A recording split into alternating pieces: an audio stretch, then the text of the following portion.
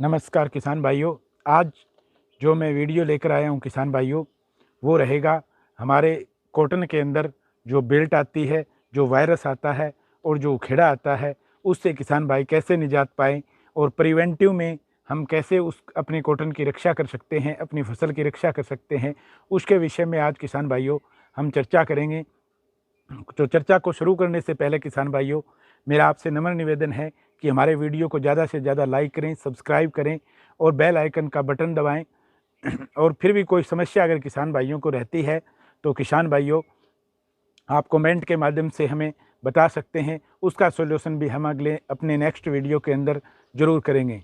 किसान भाइयों, आज मुख्य रूप से जो हमारे आगे समस्या आती है किसान भाइयों के सामने, वो ये आती है कि एकदम से जो उखेड़ा आता है या जब फ्लोरिंग का टाइम आता है तो हमारा कॉटन एकदम से ब्लास्ट हो जाता है, पत्ते जल जाते हैं और जिसके कारण पत्तों से जो कॉटन भोजन बनाता है वो भोजन नहीं बना पाता, जिसके कारण हमारा फ्लोरिंग जो टिंडा बनता है वो अच्छे से नहीं बनता और जिसके कारण हमारे कॉटन का प्रोडक्शन घट जाता है।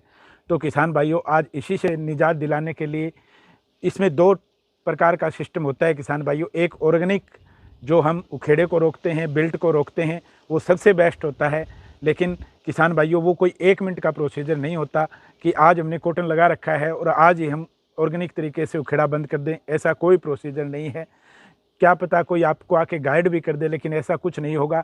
अगर हम ऑर्गेनिक तरीके से बिल्ट को और उखेड़े को कम करेंगे, वायरस को कम करेंगे, तो किसान भाइयों उसमें हमें 2-3 साल का टाइम चाहिए, जिसके अंदर हम जो फंगस को दूर करने वाले होते हैं वो प्रोडक्ट दें और ट्राइकोडर्मा और सूडोमोनास 2-3 साल तक हम नियमित रूप से अपनी ज़मीन को देंगे और उसके बाद हाँ, ये समस्या हमारी दूर हो जाएगी हमेशा के लिए।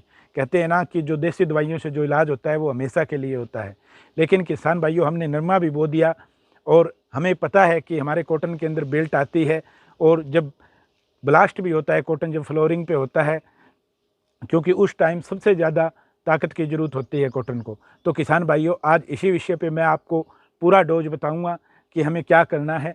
मैंने पहले वीडियो के अंदर ये बताया था आपको कि जब आपके कॉटन में बिल्ट वगैरह कोई रोग नहीं लगता तो आप कैसी खुराक दें ताकि हम प्रोडक्शन भरपूर दे सकें। उसमें अब हमारी खुराक के अंदर आज ही, अब बहुत टाइम है, बारिश का सीज़न आया, अभी तक कॉटन ने फ्लोरिंग भी नहीं लिया है, तो आज ही अगर हम अपनी डोज के हिसाब से मेरे बताए अनुसार अगर आप काम करोगे तो आगे आप फ़ायदे में रहोगे और एक दिन याद करोगे कि किसी किसान के बेटे ने आपको अच्छे तरीके से गाइड किया था। ज़्यादा ना कर सको किसान भाइयों तो मेरे फार्मूले को 1 एकड़ में ज़रूर अपना कर देखना और उसमें और जो बाकी जगह जो बेल्ट आया है उसमें और उसमें क्या फ़र्क रहेगा प्रोडक्शन का अंत में। तो किसान भाइयों, इस शुरू करते हैं। इसमें सबसे पहले किसान भाइयों, हम एसएसपी यूज़ कर रहे थे जब कोई रोग ना आए बिल्ट वगैरह का। इसकी जगह किसान भाइयों हम 12-32-16 एनपीके का यूज़ करेंगे या फिर 10-26-26 का यूज़ करेंगे। और क्योंकि फास्फोरस और पोटास की पर्याप्त मात्रा अगर जाएगी, नाइट्रोजन को किसान भाइयों आप ना के बराबर रखें। जो हर रोज़ यूरिया लेके भागते हो, मैं तो कहूँगा कि बारिश का ये मौसम है, इस टाइम यूरिया तो वैसे ही, नाइट्रोजन तो वैसे ही प्लांट को प्राप्त होती रहती है, लेकिन बारिश के सीज़न में अगर फास्फोरस और पोटास हमारे कॉटन को मिल जाएगी तो उसकी बहुत हद तक खुराक पूरी हो जाएगी। अब चर्चा कर एनपीके वाला हमारा मैटर सोल्व हो गया किसान भाइयों। अब चर्चा करता हूँ कि बोरोन, हमें बोरोन भी देना होगा किसान भाइयों, क्योंकि फ्लोरिंग कोई भी क्रॉप हो उसके अंदर बोरोन बहुत ज़्यादा काम करता है किसान भाइयों।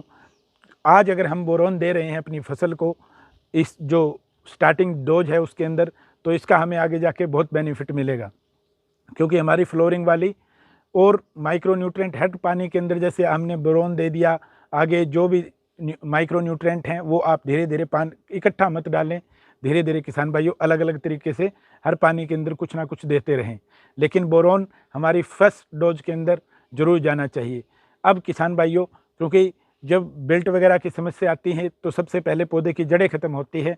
जड़ों को बचाने के लिए किसान भाइयों हमें जिस इंसेक्टिसाइड का प्रयोग करना होता है, उसमें मैं आपको पहले नंबर पे एडवांटेज जो एफएमसी कंपनी का आता है, जिसके अंदर सल्फुरान होता है 25%, या फिर आप फर्टेरा का यूज़ कर सकते हो किसान भाइयों, और तीसरे नंबर पे आप कार्बोफुरान का यूज़ कर सकते हो 3% का।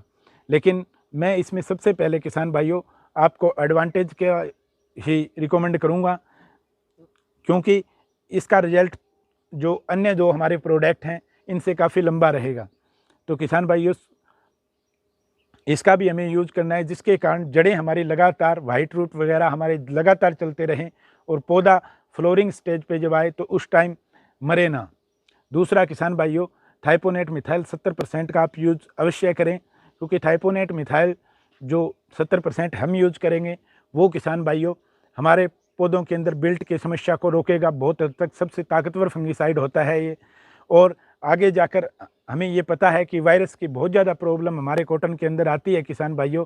तो ब्लू कॉपर का आप, कॉपर ऑक्सीक्लोराइड का आप यूज कर सकते हैं।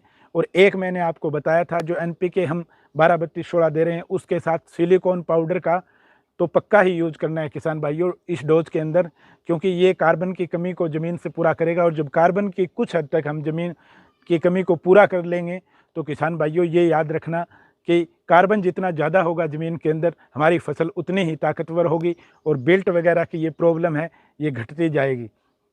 दूसरी अगली बात ये है किसान भाइयों कि हम सल्फ़र का भी यूज इसके अंदर, बेंटोनाइट जो सल्फ़र होती है इसका भी हम यूज़ कर सकते हैं किसान भाइयों। लेकिन फास्फोरस के साथ इसका थोड़ा रिएक्शन होता है। अगर आप छिट्टा दे रहे हो, ड्रिप की विधि से ना कॉटन के अंदर खुराक दे रहे हो, तो फिर आप छिट्टे में इसका यूज कर सकते हैं और अलग से छिड़काव कर दें तो थोड़ा और बेटर रहेगा किसान भाइयों। तो मेरी ये बताई हुई डोज कितनी आपको लेनी है अपने 1 एकड़ के अंदर, मैं एकड़ के हिसाब से आपको डोज बता रहा हूँ। 12-32-16 या 10-26-26 आपको 50 kg पर एकड़ लेना है किसान भाइयों। बोरोन आपको 1 kg 1 एकड़ के हिसाब से लेना है, और जो हमारी जड़ों को ठीक रखेगा वो एडवांटेज आपको 350-400 ग्राम पर एकड़ लेना है। और अगर फर्टेरा आप ले रहे हो तो 3 से 4 kg पर एकड़ लेना है। अगर कार्बोफ्यूरॉन ले रहे हो तो 3 kg पर एकड़ लेना है। अब किसान भाइयों, थाइपोनेट मिथाइल आपको 1 kg पर एकड़ लेना है। ब्लू कॉपर भी आपको नीचे ले रहे हो तो 1 kg पर एकड़ लेना है। सिलिकॉन पाउडर पे आपकी चॉइस रहेगी, आप या 10 या 15 kg पर एकड़ ले सकते हैं। और बेंटोनाइट सल्फर आप 10 kg ले सकते हैं किसान भाइयों। ये रहा मेरी खुराक का शेड्यूल। इससे किसान भाइयों आपका जो कॉटन है उसके अंदर बुल्ट वगैरह की ये समस्या, हाँ एक किसान भाई मुझे कह सकते हैं कि बहुत ज़्यादा खर्चा हो रहा है, लेकिन अगर एक बार बिल्ट और उखेड़े ने इसके हमारे कॉटन के ऊपर धावा बोल दिया तो फिर हमारा पहले का थोड़ा खर्चा लगाया हुआ भी व्यर्थ चला जाएगा और प्रोडक्शन ना के बराबर हो जाएगा। इसलिए किसान भाइयों मेरा आपसे नम्र निवेदन है कि 1 एकड़ के अंदर हमारी इस बताई हुई डोज का ज़रूर आप प्रयोग करें, और आगे भी ऊपर की कोई समस्या ना आए इसके बारे में भी हम हर वीडियो में हर कॉटन की हर तरह की जानकारी किसान भाइयों को देंगे, ताकि उनके कॉटन की भरपूर पैदावार हो। हमारे इस नुस्खे को अपनाएं। कैसा लगेगा ये आगे आप कमेंट के माध्यम से हमें ज़रूर बताएं जब हम प्रोडक्शन ले लें। किसान भाइयों, जय हिंद, जय भारत।